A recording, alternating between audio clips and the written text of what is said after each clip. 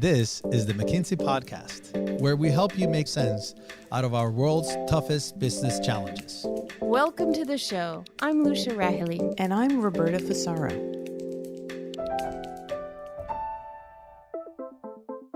For me, the magic is less about a single technology or singular trend, and more about the combined power of bringing several of these technologies together. That's McKinsey Senior Partner Kate Smage. As companies adapt to lightning-fast digital change, beyond the obvious, Gen AI, which technologies and big ideas should they focus on? Kate and Rodney Zemmel, global leader of McKinsey Digital, join me to discuss. Kate, Rodney, welcome to the podcast. Lovely to see you again. Great to be here. Great to have you. So Gen AI has been the shiny new object of the business world, but as your new article suggests, that dazzling new object could actually risk blinding leaders to other digital tools or dynamics that are actually also vital to their organization's success. How do you see leaders balancing that magpie tendency to go after the glitter with the need to maintain a core focus on other essential business operations and strategies? Generative AI is a very shiny object indeed, which sounds a bit disparaging because it can and is already delivering real value. But it's the wrong question to say, what's my Gen AI strategy, right? You've got to start on where value comes from and thinking about how you take a domain of your business and how you're going to get value from transforming that with technology. And whether it's generative AI or whether it's the old-fashioned version of AI or whether it's good old-fashioned process digitization or anything else, that has to be subsidiary to the where is value coming from question. Your report lays out 10 quote-unquote unsung ideas on digital and AI, and today we're going to focus on 3 of those. First, that digital and AI leaders must be forever transformers. Second, that a workforce with Gen AI superpowers needs a human breakthrough. And third, that every company will become what you describe as a neural business. So let's start with the last, that every company will become a neural business. What does this mean? So maybe this is a little wonky, but there were a couple of amazing scientific breakthroughs in our understanding of the brain last year, right? So we got our first visualization of the connectome, so how all the different neurons fit together, right? First in a fruit fly brain. It was actually done by my old lab in Cambridge. And then from a slice of the human brain from a Google team. And what we see is this just incredible, intricate architecture where everything connects with everything else. And we think this is the new metaphor for business, right? The old metaphor for how a business is organized, it's sort of like a tree, right? It's hierarchical and there are branches and the branches branch off from each other. But the trouble with that is it's actually very hard to get connections across the boughs of the tree. And to do most things interesting and innovative in business, you've got to get those connections working, much more effectively than they do in many rigid hierarchical organizations. Now, this isn't a new idea, right? It's a new take on it, and it speaks to the scale of the connections that are needed, but also the overall sort of common patterns and overall governance and organizing structure that you need to make sure that what you're creating is a beautifully intricate and networked structure where teams across the organization can work with each other and form and reform, and you don't get complete chaos. This is about enabling speed, right? Can I actually, as an organization, work at a faster, higher metabolic rate than I can today? And the second word, I think, is scale. And that's where some of these common patterns come into play, because the greater the reusability, the greater the pattern recognition, the more you'll be able to do at scale as opposed to reinventing the wheel every single time. Teams have to function in an autonomous way as they're forming and reforming.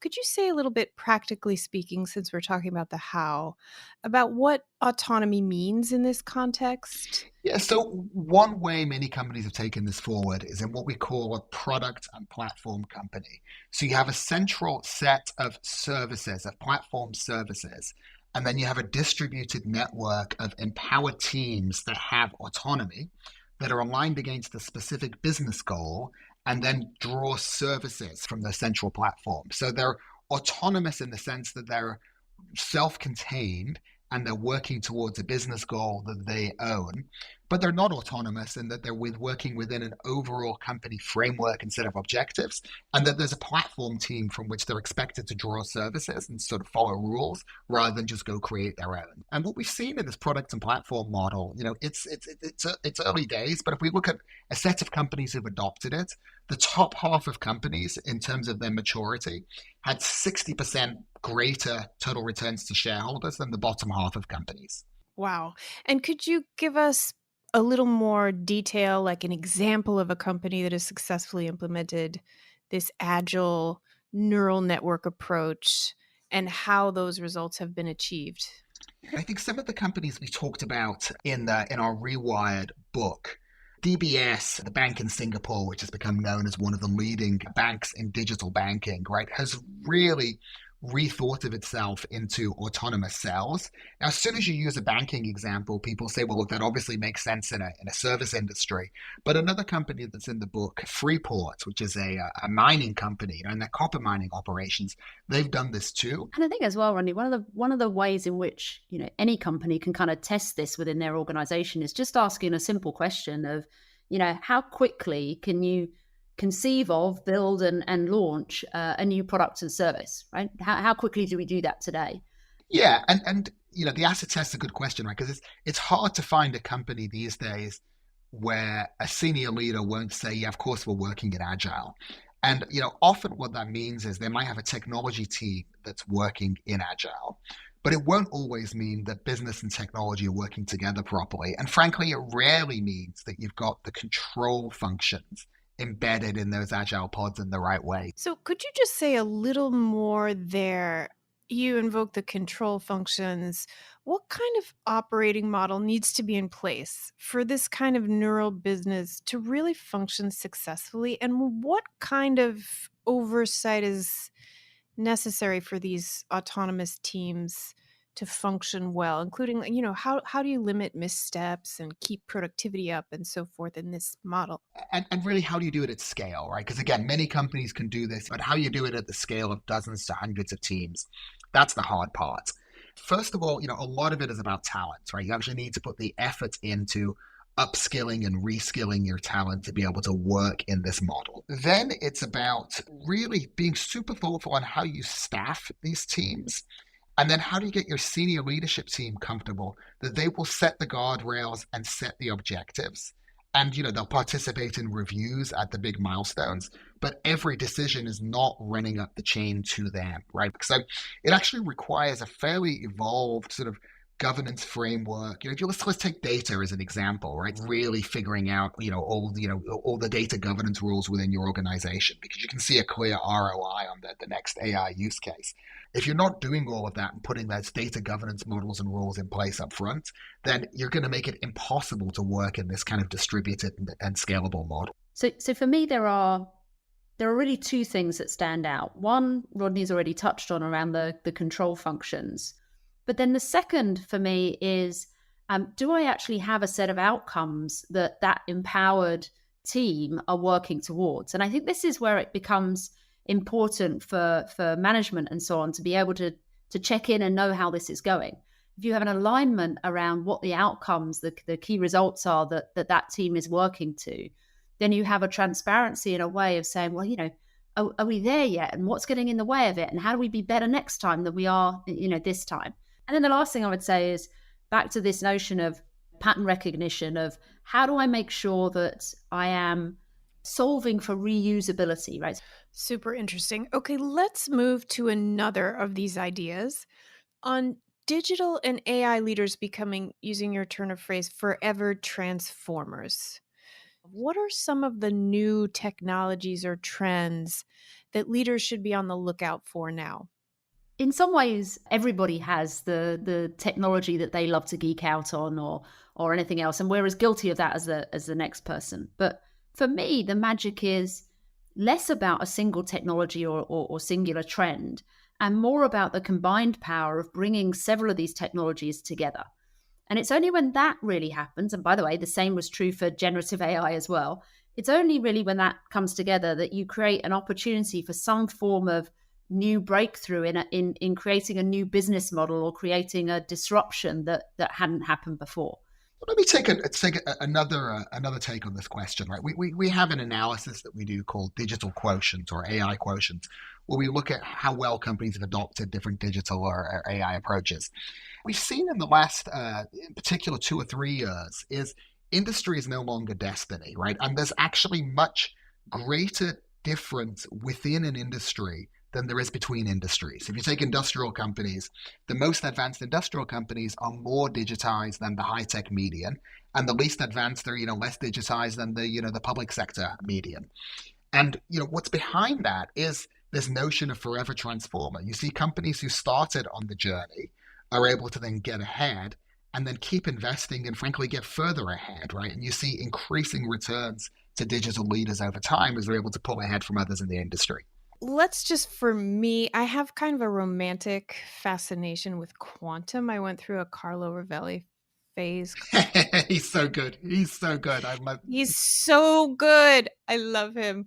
And I got into a whole thing where I was like thinking about quantum entanglement as a romantic construct and so forth. But our research shows that some industries actually stand to gain considerably by applying quantum computing very practically to specific use cases, whereas I tend to think of it as, a more abstract construct. Which industries are those? And give us an example of what quantum in practice actually looks like. Yeah, look, I'm as excited as you are on quantum. And in fact, I think all the conversation we're having about AI or Gen AI today, that could be quantum 5 to 10 years from now, right? It's important to emphasize it is still a science experiment, right? Well, the pace of change is amazing. The number of sort of functional qubits, right, which are the sort of the units that you need to be able to really perform quantum work that you can get in a quantum computer today is still really small. So it's still in the research or maybe early development phase. But if it works, the impact can be absolutely spectacular. And, industries that are being talked about are financial services, pharmaceuticals, chem and ag, automotive, and a range of others. And essentially, there's sort of many, hard math problems that would take, years to centuries to solve using traditional algorithms that can go much, much faster with a quantum algorithm approach, right? You can solve them sort of an exponential rather than at a linear rate. So, it could be everything from, portfolio construction and performance analysis and financial services to, how to design effective catalysis in agriculture, which doesn't sound that exciting, but if you could find a more efficient way to, produce, ammonia-based fertilizers, right, the economic impact of that on the world is enormous. So I have a feeling that things that go first will be things that actually resemble real quantum physics problems. But then over time, anything that's a complex math problem, whether it's how to redesign a delivery route for a logistics company or how to best build up layers of carbon fiber to develop a strong material for aerospace. These are all, complex math problems that will be massively tractable to quantum computing when it works. You might be able to tell, Lucia, that this is the one that Rodney loves to geek out on. Yeah. It's super interesting, though, because it is so difficult. It feels so difficult to apply in a real use case. So it's great to hear you talk in that kind of detail about it. Okay, let's take on the last idea that we've named here. As Gen AI gets better and better, and employees become increasingly dependent on it for at least some parts of their portfolio, some tasks, organizations need to shift their focus toward enhancing human capabilities, or that's what we have been seeing and saying. How can organizations identify which roles or tasks will benefit most from Gen AI and create a more productive workforce? The research that we've done undoubtedly says that there is opportunity for major productivity gains, but they're actually pretty hard to realize today. And some of that is because you have to have, for any technology breakthrough, a commensurate or an equal and opposite breakthrough on the human side. So how am I going to change the workflow so that I can materially free up time? What am I going to do in terms of learning, upskilling, reskilling new career paths that fundamentally reset what the human will do when they are given AI superpowers that sit alongside them. There's a real risk that the biggest beneficiaries of Gen AI so far are dogs. And why do I say dogs? Because there's so many ways where Gen AI can save you 20 minutes a day, right? And so many of the great examples that the tech firms, or for that matter, consulting firms, are like trumpeting. Somebody saved 20 minutes a day. And then what do they do with that 20 minutes? They go home early and they'll walk their dog. And that's great, right? And, don't let your takeaway be that we're not in favor of healthy pets. But that's not the kind of impact that we were all hoping for, right? So the Gen AI superpower is not how to find a way to save 20 minutes in your day, but how to find a way to actually make, using Gen AI your first instinct, right? And we've seen it so far in software development, right? If you just give the tools to a software developer and you say, here's the latest, whether it's Copilot or Code Whisperer, whomever's tools you want to use, the developers love it. And what they'll each do is they'll each go find the most boring part of what they do and sort of, use it to accelerate that. And you'll get these 5 or 10% productivity benefits. If instead you say, let's actually look at the full team and let's look at, a week in the life of, or a month in the life of the software development life cycle, right? And not just how does, developer A or B do their job on an average Tuesday. And you actually think about how the whole team changes their work and you train people up on it and you have real measurement for where is it working in a way that's better than a human or not. That's how you actually build the superpowers. You get it through learning and training. And how are you seeing leaders tackle that learning and training? What I see a lot of is we're going to train our organization on tech, right? On AI. We're going to teach them what it is. We're going to explain it, bust the myths and so on. And that's important, don't get me wrong. But it's one of those necessary but not sufficient things. And the things that I think are missing against that are, for example, to really use what is fundamentally an assistive technology well, you have to know how to use it to get the best out of it. So we certainly see, investments in things like teaching you how to do great prompts. So rather than teaching you about it, teach you to use it becomes really, really important. And then the second is, to Rodney's point, in the day-to-day workflow, it's actually, how do I make sure you have incredible critical thinking skills to be able to parse out some of the complex risk and responsible AI usage issues, to think about how hallucination is going to run through this and what you need to do in the pre and post processing of the modeling. You probably need to have amazing EQ and relational skills, because what the human's going to do that the tech isn't is going to possibly be more on that side, and more of your time goes towards that. And maybe even, frankly, higher cognitive capacity or curiosity to learn as the human, to keep evolving and iterating. And for me, there's not yet enough focus on those, let's call them non-tech skills, that the human is really going to need when you're in a hybrid intelligence setting. It's interesting. Both of you are talking to a range of clients every day on these topics.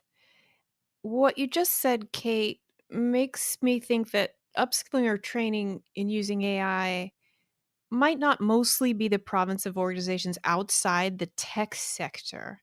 Or, do you see tech professionals as equally in need of upskilling and in transition as employees outside the tech sector? I think it's both, right? Mm-hmm. I mean, none of us is immune to the need to keep learning, not least because in some ways the pace of change we see today is never going to be this slow again.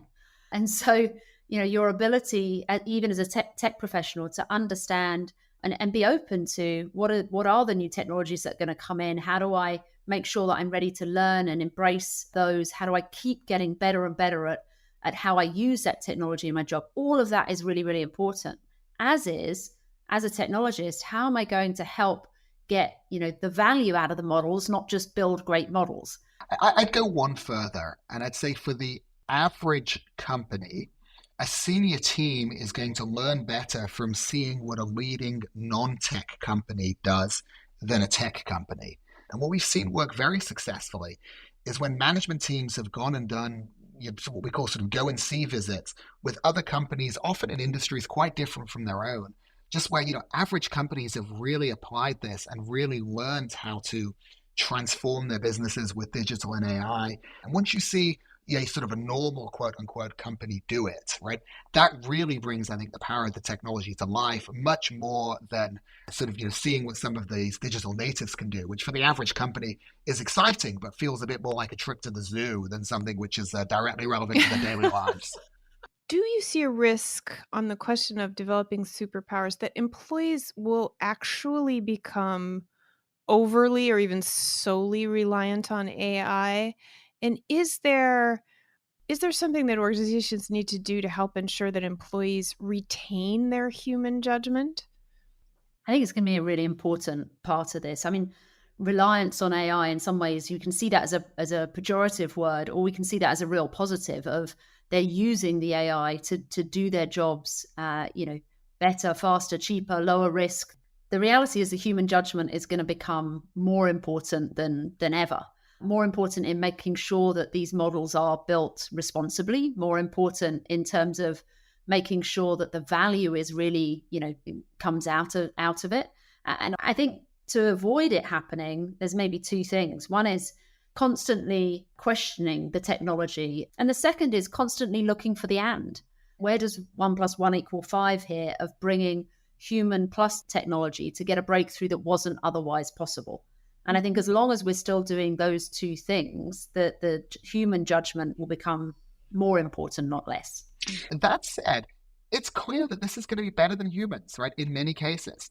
And I'll give you an example, maybe a silly example, right? But in tennis, right, if you look at electronic line judging, right, and Wimbledon and the US Open have gone a different route, right? So in Wimbledon, they have electronic line judging, but they still keep the humans, right, in the green blazers sort of standing on the sidelines. Whereas in the US Open, they've gone all electronic. And most people would say the US Open version is working just as well or better, right? There's less interruption of play, there's less back and forth, there's no obvious or no more obvious, wrong calls. And you have to ask the question: is the presence of the human on the sideline really adding value? And at some point, we're going to be asking those questions in business as well. Now, the humans don't go away, right? Interestingly, in that model, I'm told that the US Open, in their approach, employs as many people as the Wimbledon approach does, but it's different jobs, right? It's people in the tech control room and the people who are actually deploying and setting up and monitoring the technology. Interesting. It makes me think we recently published an interview with Reid Hoffman for the At the Edge podcast.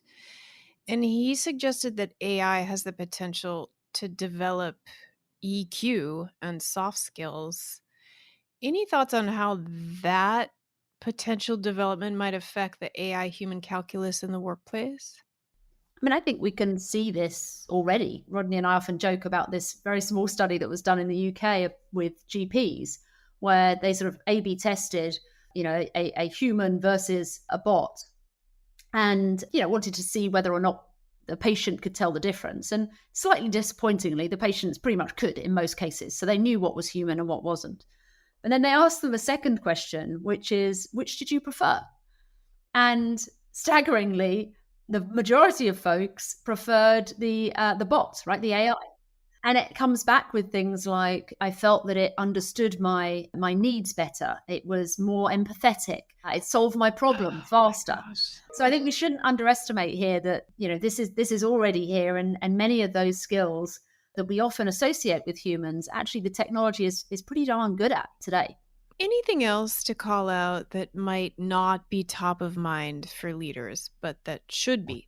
There's a real question on what's the future of the workforce going to look like. There was a very interesting interview for anyone who's a chess player with Garry Kasparov some time ago, and he famously was beaten by the IBM chess computer back in the 90s.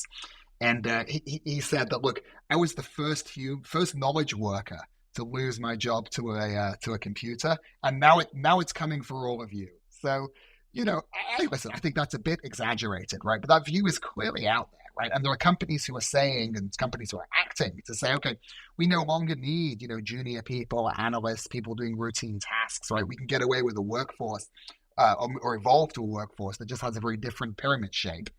Then there are others who are saying, look, maybe But actually what this is about is the superpowers idea, right? And what it means is, the analysts or the junior people we have in our company, we can make them as productive in the future as our most senior people today, because this is going to actually take away a lot of the sort of the more routinized drudgery parts of what they do, and really give them these incredible abilities to create more value.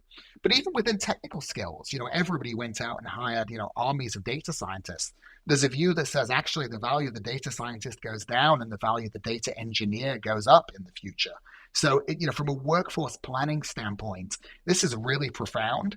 And frankly, the answer doesn't exist yet, right? And people are going to need some real thinking time and some real flexibility in how to evolve through what this means for workforce planning. I couldn't agree more, Rodney. And I think your point on flex has another flavor to it as well, in that so much of what we're really talking about here and the state that we're in is about constant learning, constant experimentation.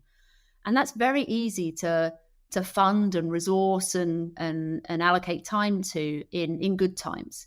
It's much harder to do when economies turn or markets turn and companies have to batten down the hatches. And I think there is a real challenge for leaders to figure out, how do I have a more through cycle mindset to how I'm going to invest and learn for the future in some of this stuff where actually the level of certainty and therefore the level of ROI prediction is more challenged. And so can I have a plan here that's flexible enough for sunny times as well as rainy ones? Incredible. It's an amazing time. Kate and Rodney, thanks so much for joining us today. Thank you. Happy to be here. It's a pleasure. Thanks so much for listening to the McKinsey podcast. I'm Lucia Rahili. And I'm Roberta Fasaro. Find us on McKinsey.com. We'll have a transcript of this episode up shortly. And download the McKinsey Insights app, where you can find this podcast and other helpful content updated daily. If you enjoyed the show, we'd love for you to leave a rating and a review. We'll see you in 2 weeks.